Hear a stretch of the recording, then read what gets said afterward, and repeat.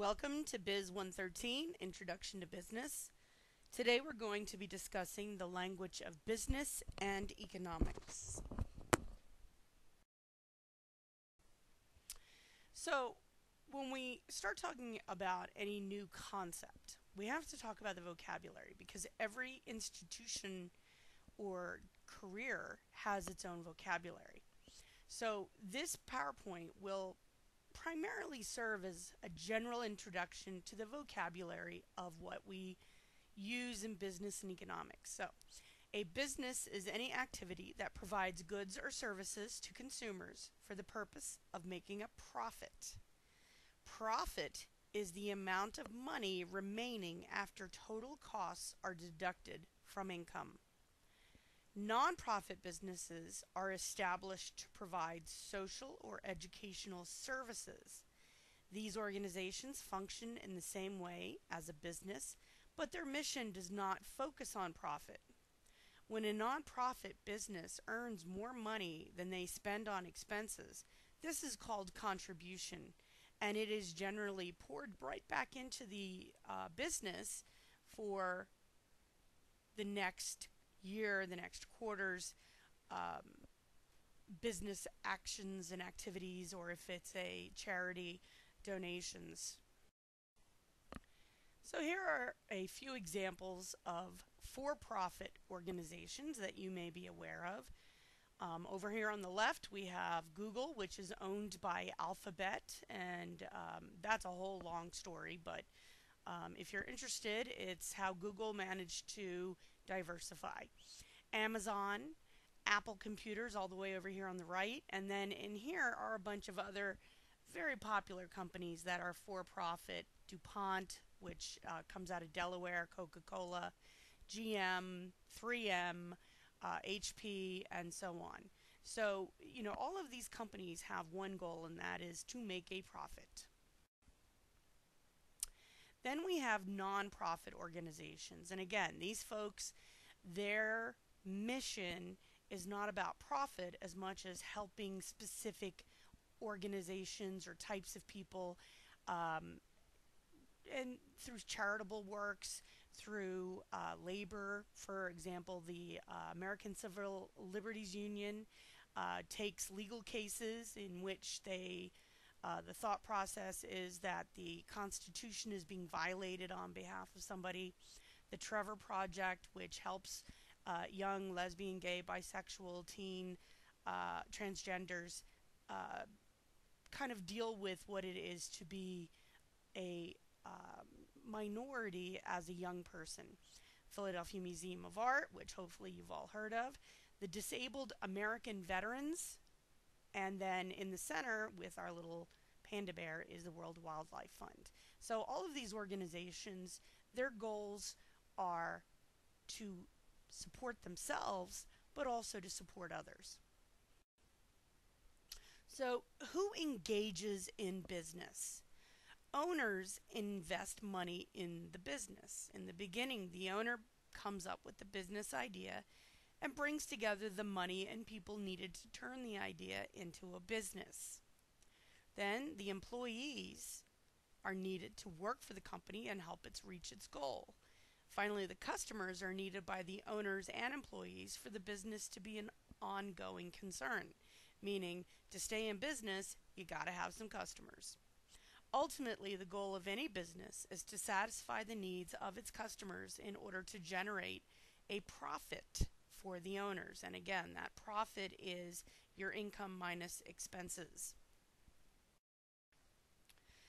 So we're going to talk about the functional areas of business, starting with number 1, management or human resources.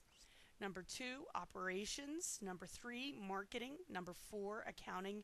And number 5, finance. Now, just to kind of address the situation as it is in the real world, a lot of times if you work for a small company, many of these functional areas will overlap. Whereas the larger companies, they're going to have less overlapping and much more separation between the functional areas. So, Let's talk about management. Managers plan by setting goals and developing strategies for achieving them. They organize activities and resources to ensure that company goals are met. They staff the organization with qualified employees and direct them to accomplish organizational goals. And number four, managers design controls for measuring the success of plans and decisions and take corrective action when needed. Now, very important, this last piece, you can have a great plan, but unless you then turn around and look at that plan and say, did it work? You're not moving forward. You always assess how well you have done before you move on to, you know, uh, essentially reimagining another concept. You have to control whether it is successful or not. Then we have operations, and all companies must convert resources into goods or services, as well as quality control and costs. So these resources include labor, materials, money, information. And a lot of times operations and human resource management overlap because at a small company, your labor usually falls under the operations manager. And then, of course, other resources include materials, money, and information. Then we have marketing. And marketing consists of everything that a company does to identify customers' needs and design products to meet those needs. Marketers develop the benefits and features of products, including price and quality. They also decide on the best method of delivering products and the best means of promoting them to attract and keep customers. They manage relationships with customers and make them aware of the organization's desire and ability to satisfy their own needs. So the marketing, again, what you're going to see is this term management coming up over and over. In any kind of business environment, you have to manage not just yourself, but you're managing other people, whether they're people who work for you, with you, or your customers. So that management concept becomes very, very important. Accountants measure, summarize, and communicate financial and managerial information and advise other managers on financial matters. There are two main functions that accountants have. Number one, financial accountants prepare financial statements to help users both inside and outside the organization assess the financial strength of the company. So, for example, a financial accountant would put together the balance sheet, the income statement. Now, we haven't discussed either of those documents, but they are both legally available to the public, especially if the company is on the stock market, because anybody who's buying or selling stock wants to know the health of the company. So that is a huge aspect of any accountant's job. The other side of the coin, number two, is managerial accountants. And they prepare information such as reports on the cost of materials used in the production process for internal use only. So the managerial accountants are really working for the folks who are inside the building. And those folks who are inside the building are the ones who are making the management decisions based on the reports that these managerial accountants come up with. And I put a little picture of a cartoon, punk accountants. Guy has a calculator as an earring, and then the other guy's got his pens through his earlobe and nose. You know, you got to have a little fun in accounting. Finance involves planning for, getting, and managing a company's funds. Finance managers address such questions as the following. How much money does the company need? How and where will it get the necessary money? How and when will it pay the money back? What investments should be made in plant and equipment? How much should be spent on research and development? And how should excess funds be invested?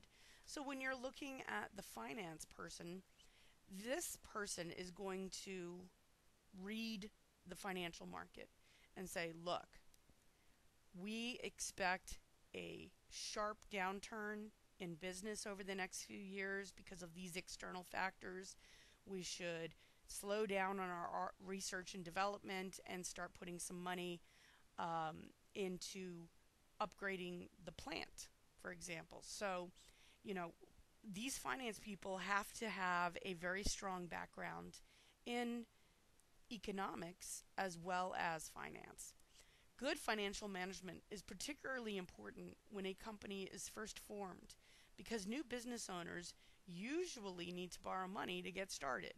Now, depending on the size of the company, you have organizations like the Better Business Bureau or the Small Business Administration, which can help with a lot of the information that a finance person would need.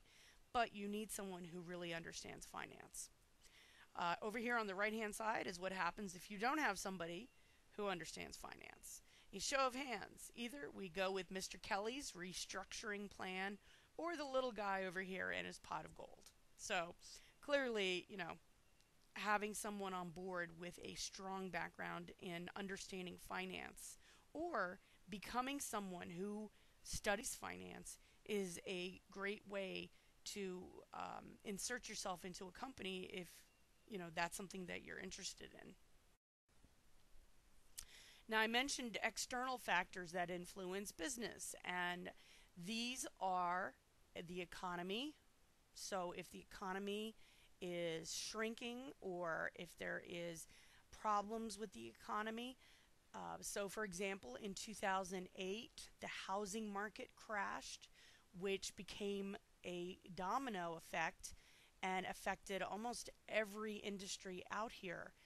People lost their houses, banks went under, some banks were saved by the government, and at that time, we saw the economy shrinking because there was just not as much money out there for people to spend on consumer goods.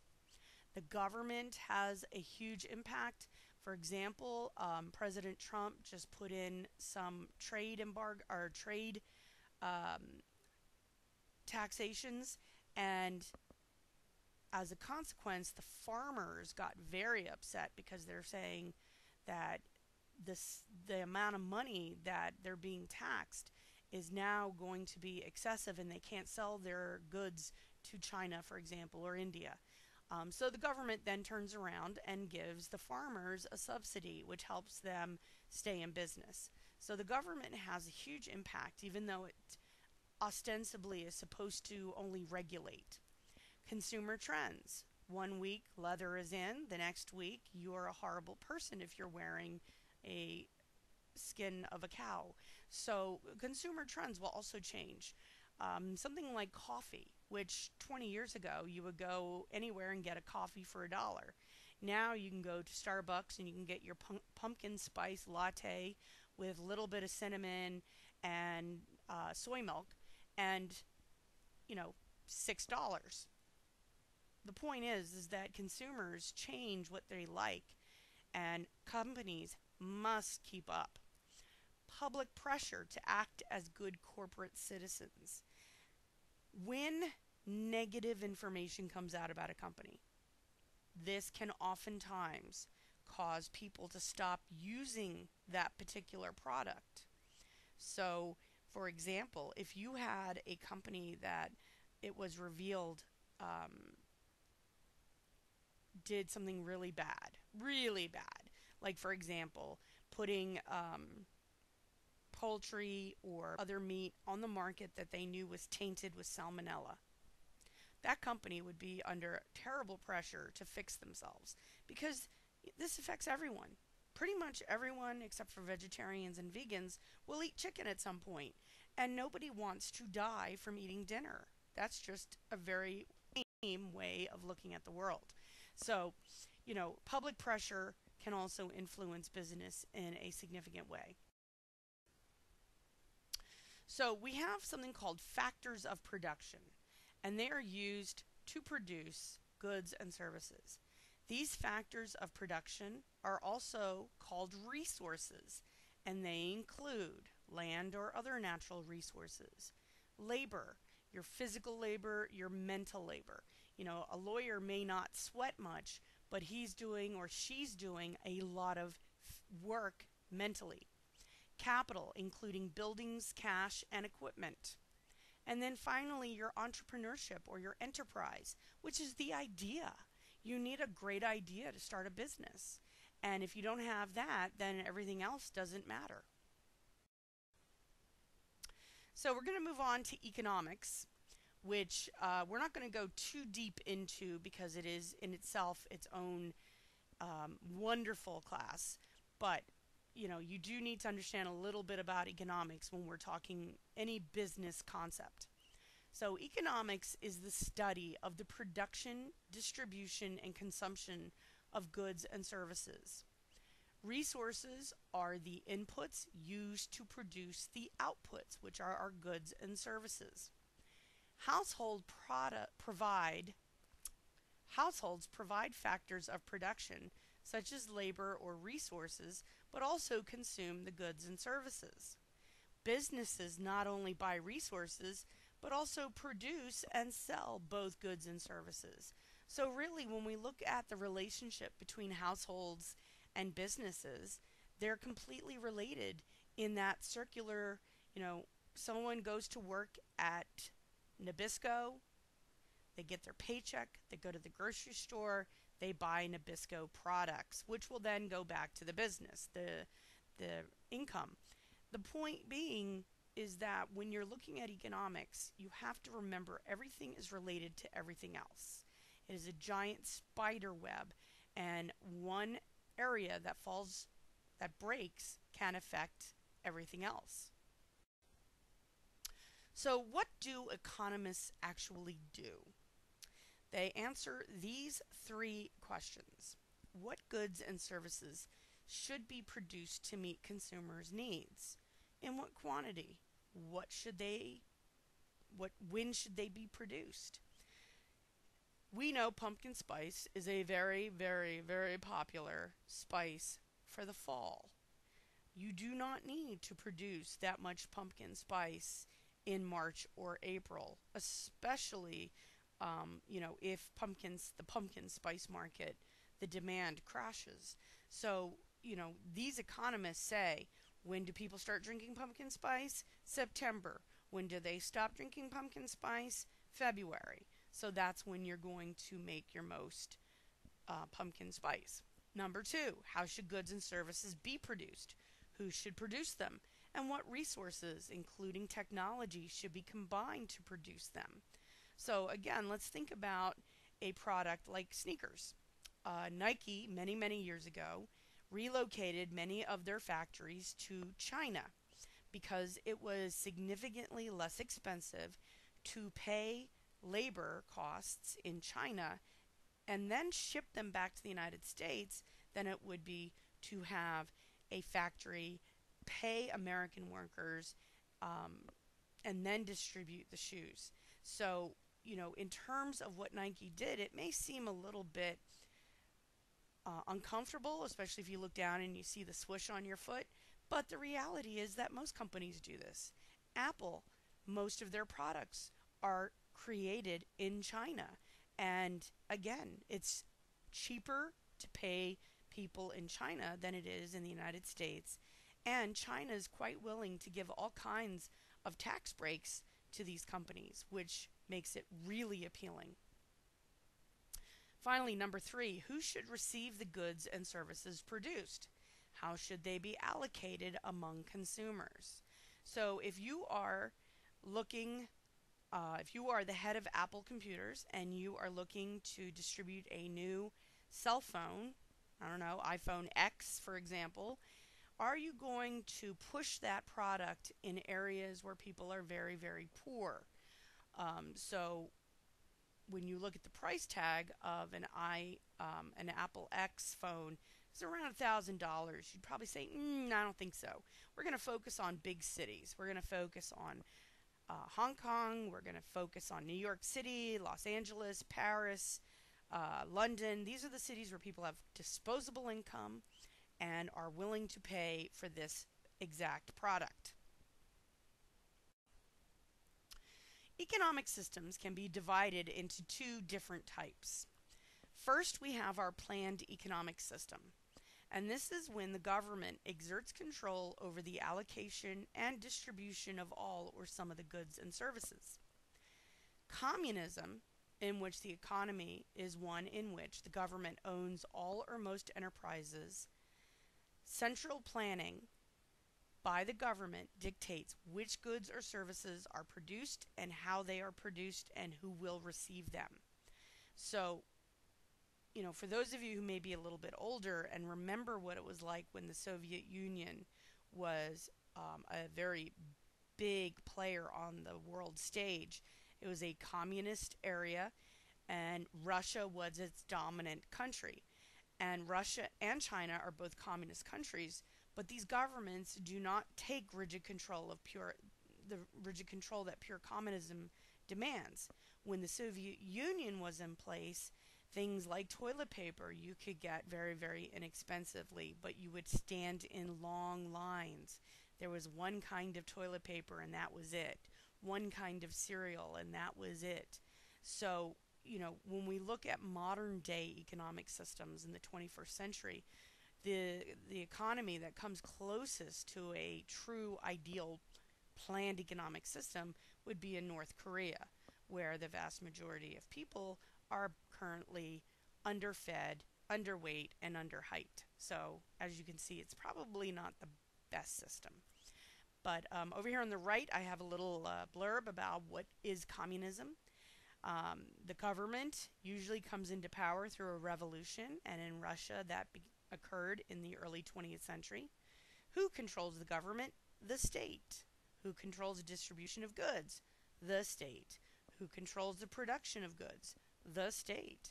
And what roles do the peoples have? And they work for the state's benefit. It is not to benefit themselves, it is to benefit the state as a whole.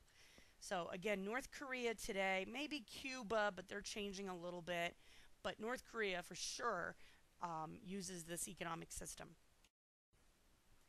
A free market system is when most businesses are owned and operated by individuals, and this is known as capitalism. In a free market, competition dictates how goods and services will be allocated. So if you have an option of buying a iPhone or a Galaxy from Samsung phone or a 10-year-old Nokia that looks like a little brick, you have to say to yourself, okay, what two of these three are truly competitive? And of course, that would be the iPhone and the Samsung. Whereas that Nokia, that's a little brick, that's not competitive anymore. So that's not going to be as popular. Business is conducted with only limited government involvement, and it usually involves regulations. It involves some tariffs, which are the taxes countries pay to import, and the taxes the United States pays to export, and things like that. But in general, business is conducted in the sense of we're in charge. The U.S. is only going to intervene in certain limited circumstances. The economies of the U.S. and other countries, such as Japan, are based on capitalism. Doesn't mean it's pure capitalism. One of the biggest issues with capitalism, especially in the 21st century, is the fact that the rich have gotten much, much, much richer, and the middle class have gotten poorer, and the poor have gotten even more poor. And a lot of people will blame capitalism and the lack of government involvement, which is why when you see people marching for a minimum wage, it is because it is impossible to live on $7 or $8 an hour. So if you think $8 times 40 hours a week is $320. If you take out your taxes and you take out the money for your FICA, which is your Social Security, you'll be bringing home around $250 a week, which comes out to a grand total of $13,000, give or take, a year in real income. And, people just can't live on that.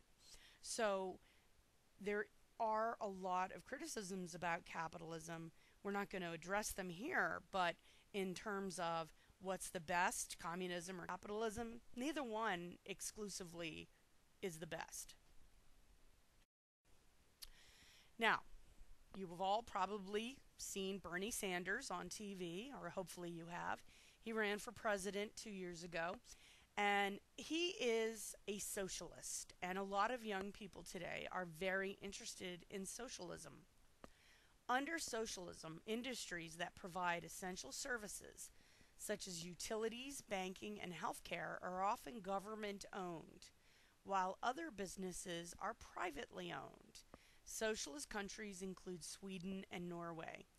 Central planning allocates the goods and services produced by government run industries and tries to ensure that the resulting wealth is distributed equally. They do, in fact, have a very high tax rate in these countries that are socialist, but on the other side of the coin, healthcare is paid for by the government, education is paid for by the government. Infrastructure is paid for by the government. So people in socialist countries tend to be very, very happy compared to people in communist or capitalist societies. Socialism has aspects of communism and capitalism, theoretically utilizing the best parts of both, and this is called a mixed market economy. So again, the 5 attributes of socialism, starting at the top: society is more than the individual, meaning we have to help our neighbor in order to benefit from society. All humans are equal. History is a wave of progressivism. And what that means is you can't stop progress. You have to let it keep going, and you have to keep up. You know, a lot of people in the United States will call themselves conservatives.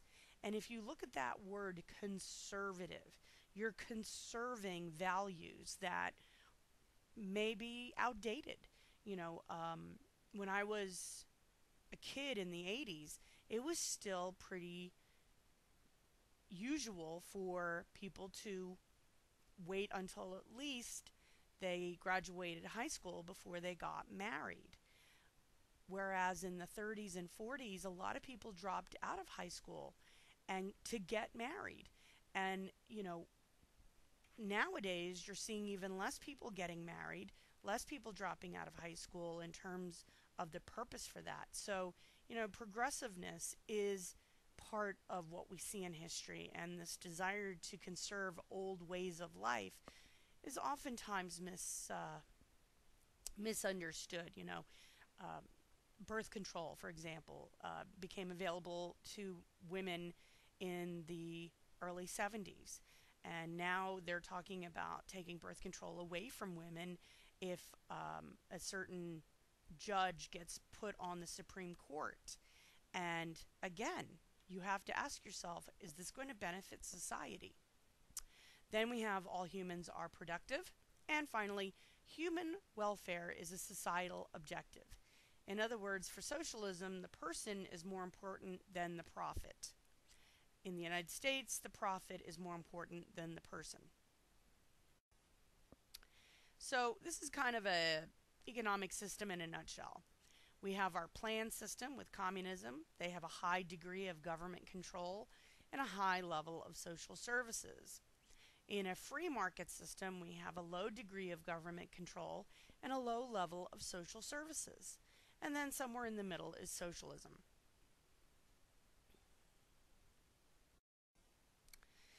So we're going to talk about these mixed market economies. So although the U.S. is considered a capitalist country, it does feature a mixed market system. The federal government controls some basic services, such as the postal service and air traffic control. The thought process is that these services are important to everyone, but it would not be sustainable for a private company. For example, the post office loses money every year due to pension payments. They're not losing money necessarily because they don't deliver enough packages. It's rather that there was a law passed, that said they had to fund their pension within 10 years as opposed to the 40 years that the rest of the government really gets. Previously, communist economies such as Russia and China are becoming more mixed as they adopt capitalist features and convert businesses previously owned by the government to private ownership through a process called privatization. So let's take Russia. Soviet Union falls in the early 90s, and now Russia is faced with the reality that they are no longer running the show in terms of all the businesses. So what you see is emerging businesses coming up, and by the time we hit the early 2000s, you have folks who are billionaires or close to billionaires because they were able to invest in oil and gas, which is very prevalent in Russia. You have other folks who have become part of um, the system of buying businesses to privatize them and becoming millionaires and billionaires that way. You have to have money mostly to make money in a lot of these environments. So, over the years, the U.S. privatized many of the services that the federal, state, and local government used to control. This list of services include airport operations and fleet or vehicle maintenance. So, prior to the mid 1970s, airports were owned by the government, and they were deregulated in the mid 70s, and as a consequence, private sectors took over airports. And, at that point, you start to see changes in the way operations existed at airports, and you also saw changes in prices. Also, hospitals and corrections. And actually, the privatization of corrections is becoming very fraught politically because if you have a prison that is only 50% full, how do you get more customers? I'll wait. You think about it. Thought about it? Okay. You go to your Congress people and your senators and you try and get stricter laws passed, specifically stricter laws addressing drugs. And this is what happened through the 90s and the aughts, is that these private prisons were lobbying their state representatives to increase the penalties and increase the laws against drug usage. So what happened was you have all of these prisons that opened up filled with people who are not violent but who are in jail because they were selling crack or using crack. Now, nobody wants a crackhead hanging out on their corner. But what you see, though, is why should somebody who has used crack for 3 times they've been arrested go to jail for their entire life and not, in fact, go to rehab? And again, we get into some other issues that are institutional in nature about how different races are treated differently by different policing agencies. So, parking lots and garages, residential waste collection and electric and water utilities, and transit or transportation. The argument for governments outsourcing operations is the potential cost savings. Private sector service providers are often able to deliver the same services as the public sector, but at a lower price. There are many reasons for this, especially because private contractors are not constrained by the restrictions of the civil service system and the public employee collective bargaining or union agreements. So one of the ways that we saw privatization really come into its own was after we invaded Afghanistan and Iraq. We didn't have enough people in the military to really manage these wars. So President Bush utilized the services of a private company called Blackwater, which, by the way, has since changed its name because of bad publicity. But these were private military soldiers and essentially mercenaries, and they were paid much more to go into these locations and do the missions because they weren't going to be employed for more than a few months at a time. And then they would come home and then they would either go on another mission or they would get a job in the regular world. The idea behind this is that when you bring someone into the Army, the Marines, you're paying to house them, you're paying to feed them, you're paying to train them for a minimum of 2 to 5 years. And they see it privatizing a military as a much more effective and efficient way of managing the war effort. And since we are still at war 17 years later in Afghanistan, I don't know if it's working all that well, but that's just me. The cartoon over here on the right, they promise to run the government like a business, and it's a going out of business sale, essentially, on the House of Representatives. So this is a very controversial issue, especially with things like the military. Despite being a capitalist system, the U.S. government does intervene in the operation of the economic system. For example, the U.S. government exerts influence on the food and pharmaceutical industries through the Food and Drug Administration, which protects consumers by preventing unsafe or mislabeled products from reaching the market. So, we appreciate the fact that the FDA, the Food and Drug Administration, wants to make sure that drugs that we are prescribed are safe. Unfortunately, you also get into this thing, the politicized nature of all of these government operations, whereby if a donation is made to a specific senator or House of Representatives, they can vote to have certain people put on the FDA, depending on the committees they sit on. It's a very, very funky kind of system, and this is real world issues. But on the other hand, it is good to know that there's at least somebody out there who ostensibly is supposed to be protecting us. The government protects farmers against fluctuations in prices, revenues, and yields by spending more than $20 billion a year on subsidies for farm businesses.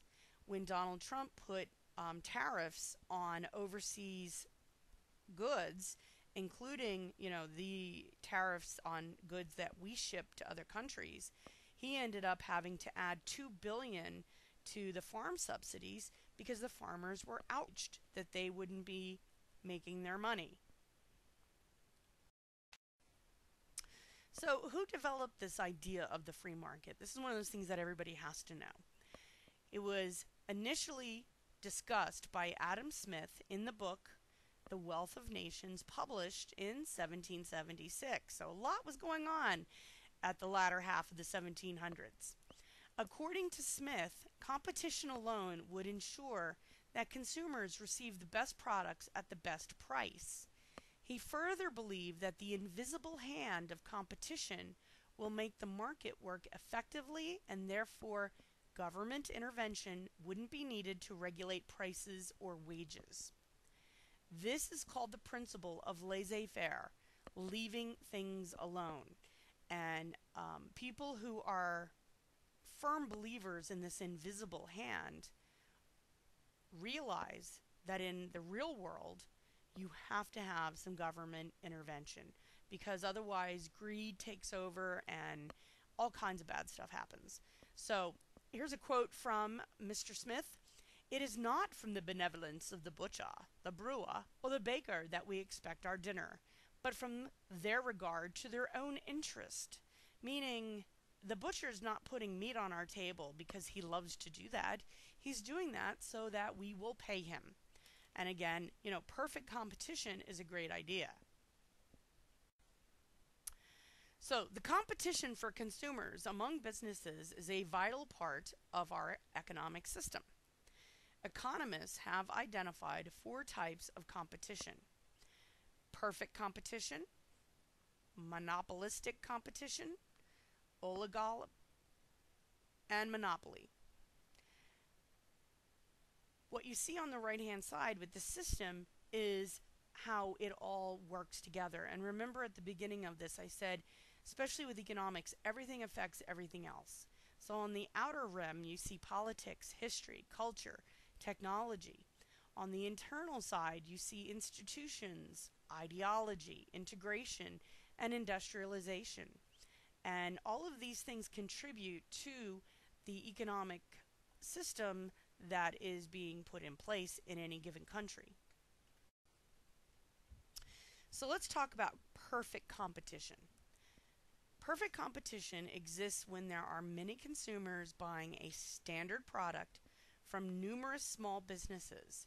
Because no seller is big enough or influential enough to affect prices, sellers and buyers accept the going price. In a market characterized by perfect competition, price is determined through the mechanisms of supply and demand, which we'll talk about in more detail in a few minutes. Prices are influenced both by the supply of the products from the sellers and by the demand for products by buyers. Now, to kind of put this in context, you go to a farmer's market. Maybe it's one of those that, 10 or 12 different small farms set up in the parking lot of a library. And you go to one table and they're selling apples for $5 per pound. And another table selling them for $4.99 per pound.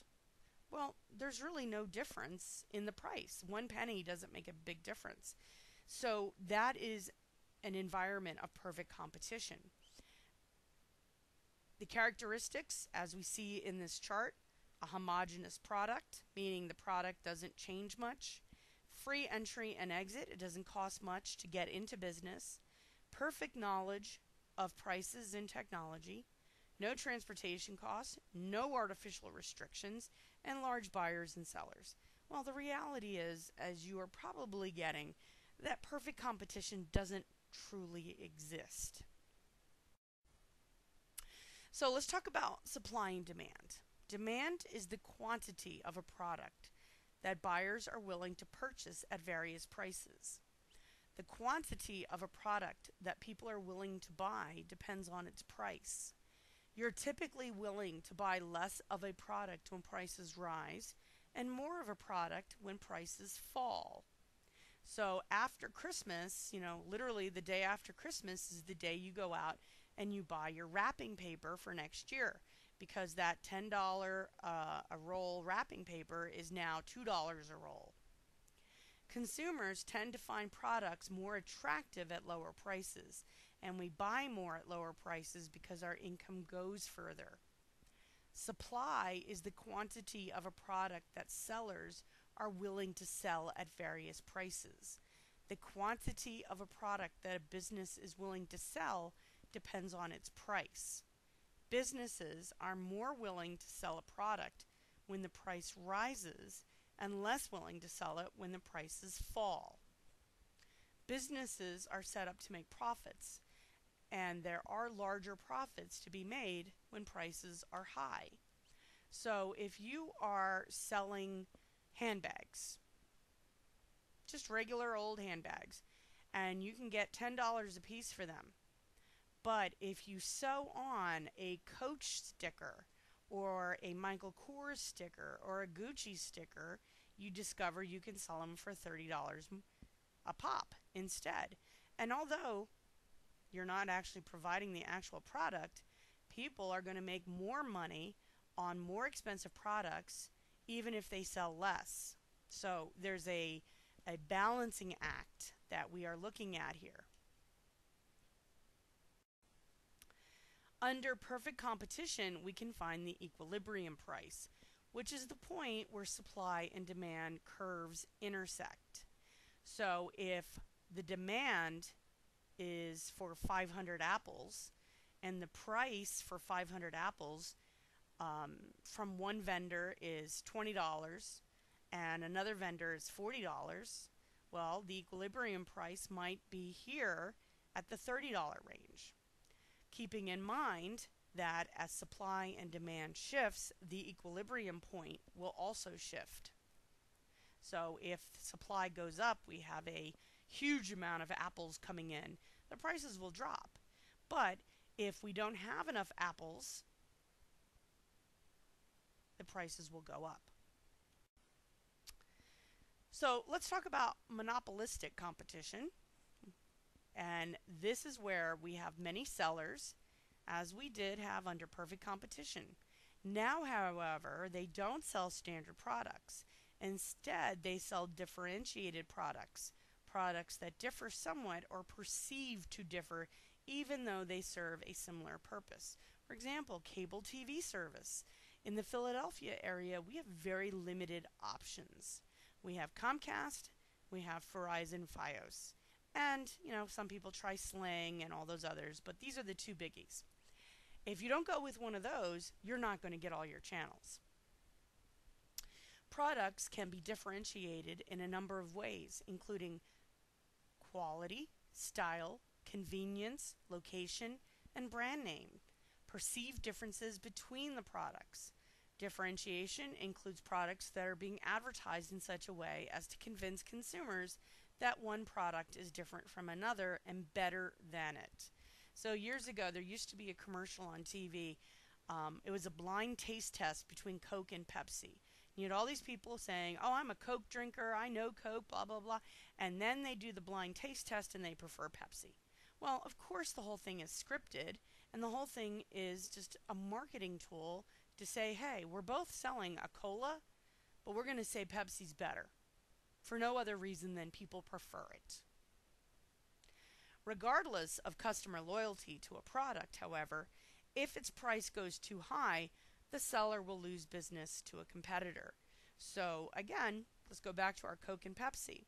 If suddenly Coca-Cola tripled in price while Pepsi stayed the same price, a lot of people would probably go to Pepsi because they don't want to spend $3 for a Coke instead of $1. Under monopolistic competition, therefore, companies have only limited control over price. These 9 companies own all these businesses. Big companies will often have several brand names to avoid the perception that they have a monopolistic control of a certain product. So, for example, let's look at the world of Nestle. Nestle owns all of these candy bars and products, but they don't all put their name as Nestle on them because we want to think we have choice. It gives us an illusion of choice. And oftentimes, we just want choice. We don't care what the product is. We just want the option of different choices.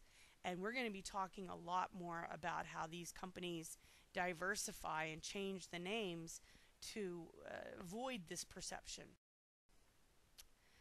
An oligopoly means a few sellers.